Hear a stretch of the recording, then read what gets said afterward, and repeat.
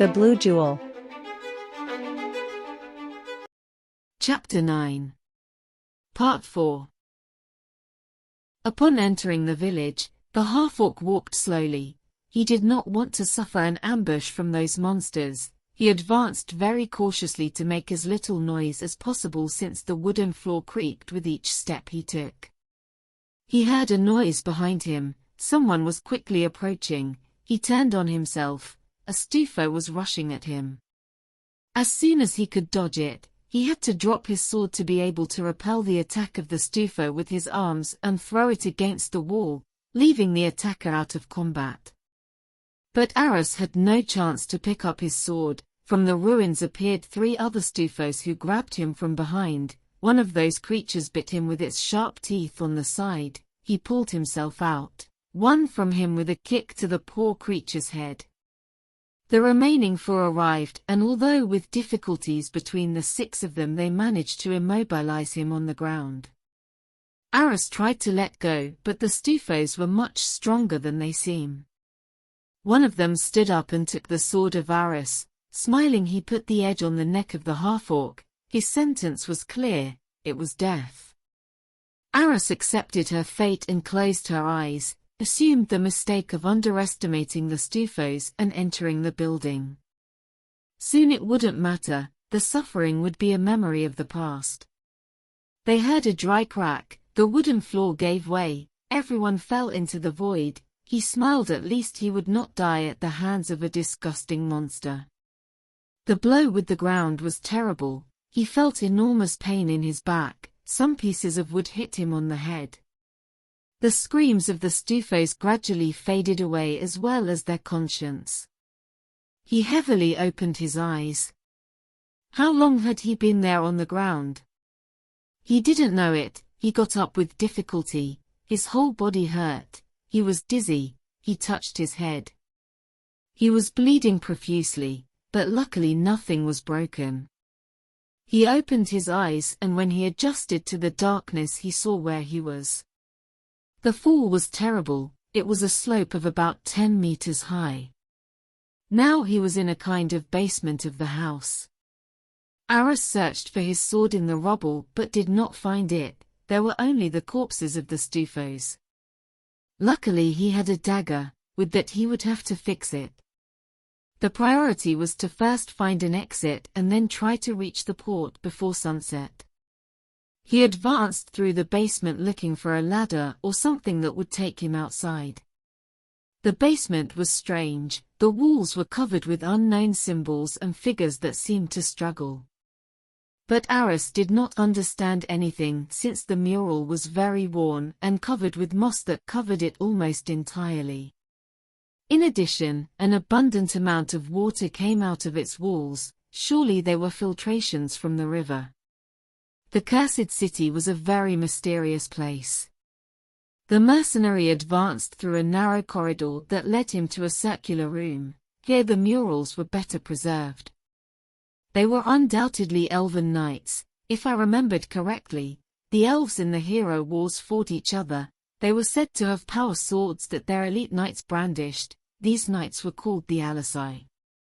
But those swords were lost in the bloody war.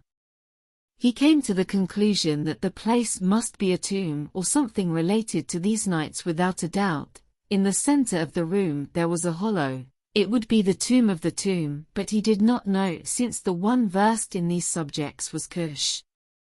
He bent down to examine it better, and then he could see the mural. Elves fighting elves in the lower pass. This tomb was thousands of years old. Suddenly his sense of smell communicated something else to him. It was fresh air. He saw that at the back of the other room there was a small passageway where at the bottom he could see some light. Surely it was a way to get outside. But before he got up another smell came to him, a rancid smell of dry skin, a smell of stufo, who jumped on his back and tried to bite him on the neck, but Aris avoided it, although the claws of the stufo's legs scratched his back. Aris tried to grab his dagger, but the reptiloid with a blow with his tail threw the weapon at him and placed it out of his reach. The stufo screamed and came to bite him on the shoulder. Aris screamed in pain as he fell to the ground. The Stufo also fell and continued to bite his shoulder. Aris thought, if only I had a sword, and hit the Stufo against the wall, but it continued to bite him. Suddenly he felt his right hand grip the handle of a sword. It was a sword. If it was a sword. He didn't think about it. With a well-aimed blow he burst his head. His sticky blood fell on his aching body. Aris sighed at last. His whole body hurt. The saliva of the Stufo was poisonous. He heard someone calling him from afar, walked down the passageway and saw a crack in the ceiling. He screamed for help. He heard Agnorok's voice. Help! Right here. A large, muscular, hairy arm took his hand and pulled him out of the basement, finally seeing the sunlight. They were Agnorok and Sabu who were in what was left of the building. You're alive.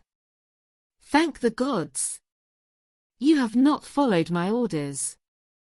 Agnorok and Sabu did not speak. The great Denka carried Aris in his arms and they set off towards the square covered with hundreds of Stufos' corpses.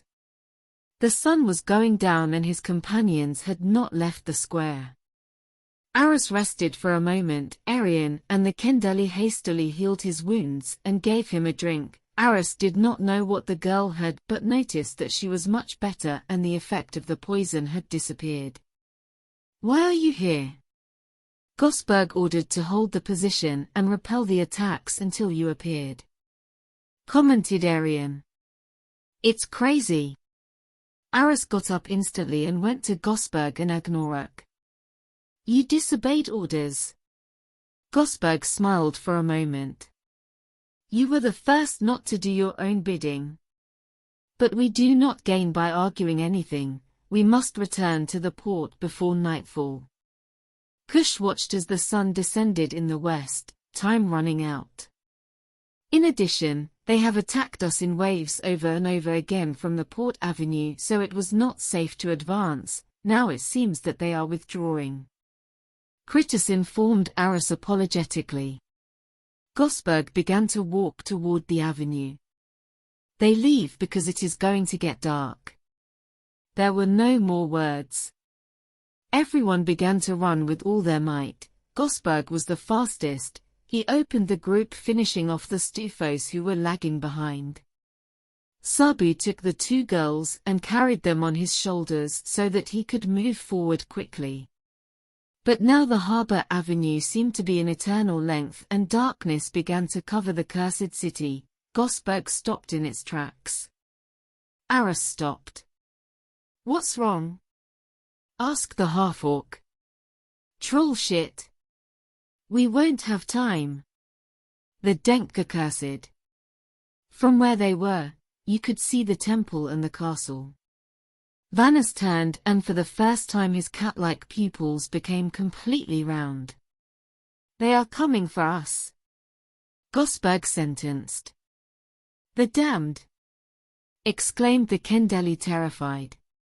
Arian looked at the Kendali seriously. Move forward, I'll stay. He ordered the Denka to turn around, then Gosberg stood still and looked toward the center of the city. Hurry Carrot! Shouted Aris.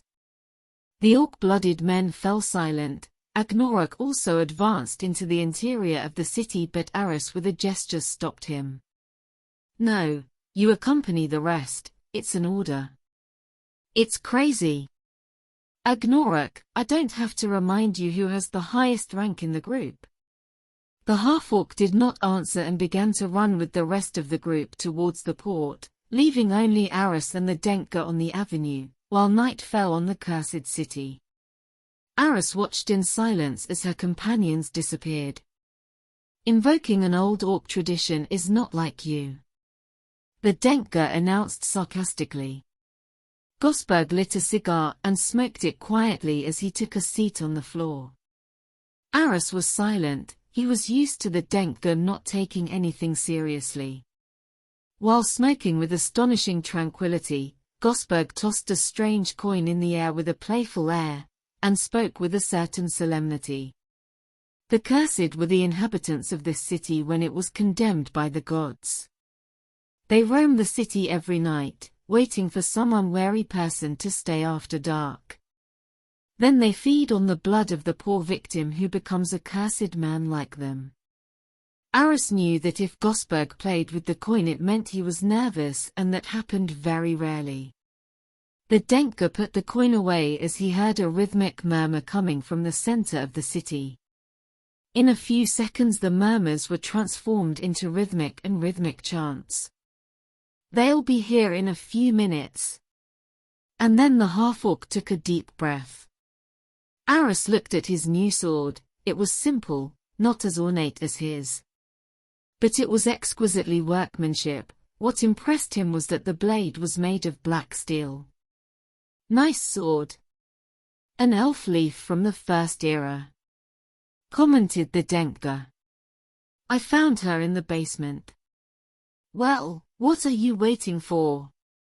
When an orc warrior claims an old ritual of suicidal warfare, the least one expects is to see him before he is devoured by a mob of spawn. Aris smiled, as he listened as the volume of the chants grew louder and louder. The damned approached. With the sword he cut the inside of his right wrist. An abundant amount of blood gushed out of the wound. Aris walked in a straight line, tracing with his blood a line that crossed the entire width of the avenue. "No enemy will cross this line." "Fantastic. But you should have said it in orc," Gosberg pointed out.